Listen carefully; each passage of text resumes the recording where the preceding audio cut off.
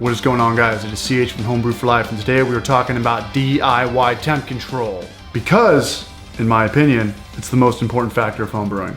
Doesn't matter if you used a yeast starter, or you double pitched, you added a bunch of oxygen or yeast nutrient. The bottom line is temperature. And I wouldn't lie to you. I'd lie to him. Sure, you could spend $1,000 or a couple $1,000s on a jacketed fermenter, but we're not gonna do that. You wouldn't be looking at my shitty face right now if we did do that. And plus, this video is gonna offer more than that, because we're gonna learn how to maintain temperature for cooling down as well as heating up, so we can brew ales and kettle sours in super cold places in the world. We're gonna talk about the stuff to buy, not the stuff to buy. Resources, Mother Nature, BBC, bald by choice. You might live in the desert, or you might live in an igloo. And we're gonna learn, I'm scratching my junk. And we're gonna learn how to use Mother Nature for advantages in certain beer styles. All right, no more mumbo jumbo, let's get into it. Let's go over to the nearest winery, take our shirts off so everybody can see how hairy we are.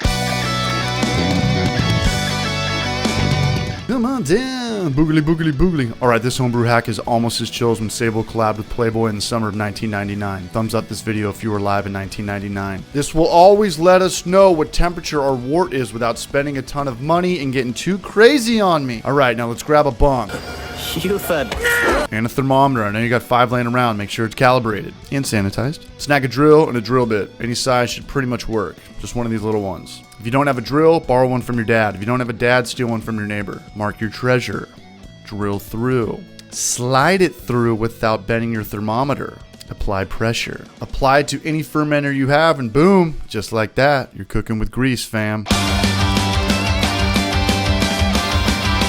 All right, let's talk about heat first, as it's easier for me. Kettle sours, Kvike yeast, West Coast IPAs if you're in a cold spot. Can you do anything without buying anything? Last week in San Diego, even right now, it's like 90 degrees outside. You could do a kettle sour with Mother Nature right now. Just let the sun beat on it all day. Just make sure you don't have a clear fermenter so the sun can't beat on your hops. Maybe for 1 day, maybe 2 days, maybe 3 days, until you hit your desired pH. DIY kettle sour, shout out to Mother Nature. Do you have a hot spot in your house? Do you have a furnace? Do you have an easy, accessible attic to get to? Use your own house. It's gonna be different ambient temperatures throughout your house. Do you have a jacuzzi? Can you build a step on the first part of your jacuzzi? You can honestly just put your kettle or your fermenter in. I've literally tried it all. I've tried everything. I've tried to take like fish heaters and then put them in a big bucket, put your fermenter in there, and it won't get hot enough. The firm wrap blankets are sketchy and they're janky, and I've electrocuted myself multiple times on them. I once even tried taking a small little space heater and putting it in an unplugged fridge,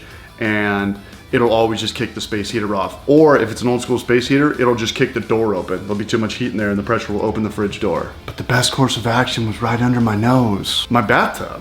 I mean, think about it. You have hot water on tap instantly.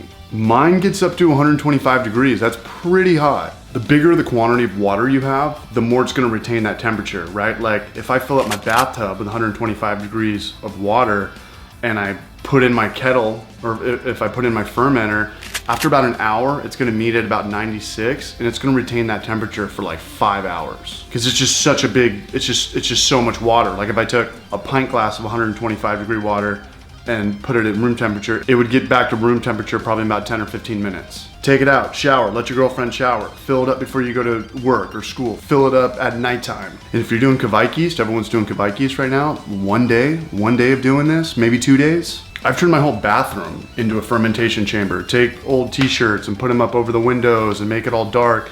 And just, as long as you're not pissing your girlfriend or your wife off or your roommates off, voila. And if you don't have a tub and you just have a shower, get a bin from Walmart or Amazon and just fill that thing up.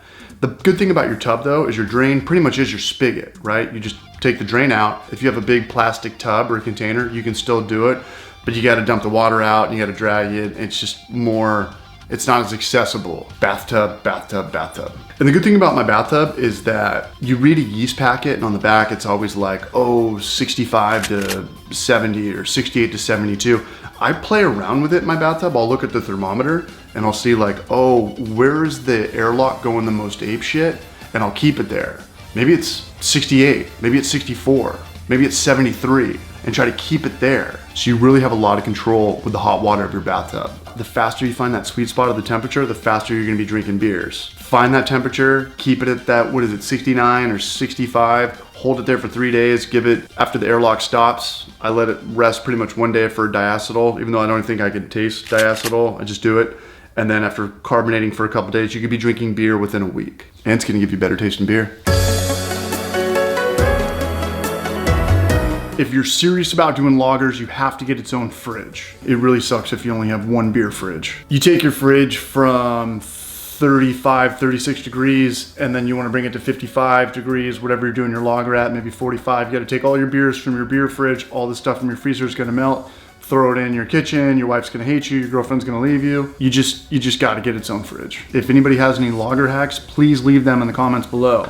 I'm dying. Just make sure you're buying a mini fridge that will fit your fermenter. So take your janky ass fermenter to your weird ass Craigslist meetup and make sure it fits inside of there. Can you use Mother Nature? I've knocked out in a damn near freezing pool before. So if that pool is 40 degrees year round, why couldn't you use that as a fermenter for a lager? Mother Nature's ales and Mother Nature's lagers, the original brewery. If you think about it, back in the day, Eastern Europe, it's freezing. What came from there? It was lagers. Now you think of Southern California, you think of San Diego, you think of 70 degrees year round, ales. San Diego, Southern California, hot places, cooling down is trickier than heating up. You gotta have a lot of ice. That wrap a t-shirt around your fermenter, that doesn't work for shit. Building your own refrigerator, dumb as hell, would take way more time and effort than just to buy one on Craigslist. And then again, go back to maybe cooler parts of your house. Basements, cellars, wine cellars. In the winter, I can store my beer in the hallway closet, but summertime, it's way too hot. And that's the #1 reason for off flavors for beginner brewers. For me, for the first year, I was probably fermenting at like 75 to 78, and all the beers come out and they all have that shitty homebrew taste, that super malty and just muddy look, where it doesn't matter if it's a pale ale or an IPA, they all taste that shitty homebrew. That's because you're fermenting too high.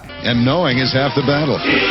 Here's how I keep my ales under 70 degrees Fahrenheit all of summer. Bathtub, bathtub, bathtub. Surprise, surprise. How do we get these big blocks of ice? Take your lettuce cabinets out from your refrigerators.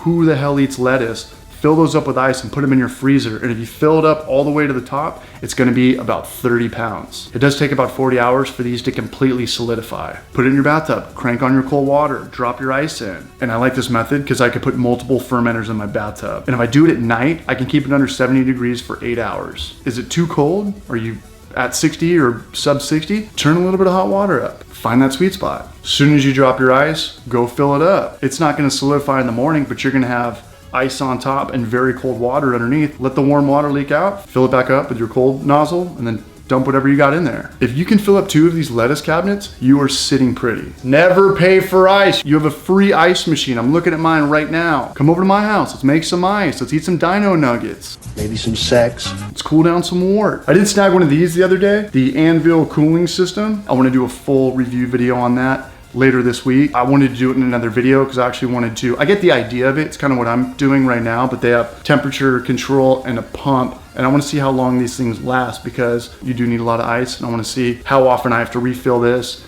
how accurate the temperature control is, whether it's plus or minus 1 degree Fahrenheit. And that video is going to come out, so stay tuned for that. Thank you for watching this week's video. And let me know in the comment section what you guys do for your DIY tips and tricks, whether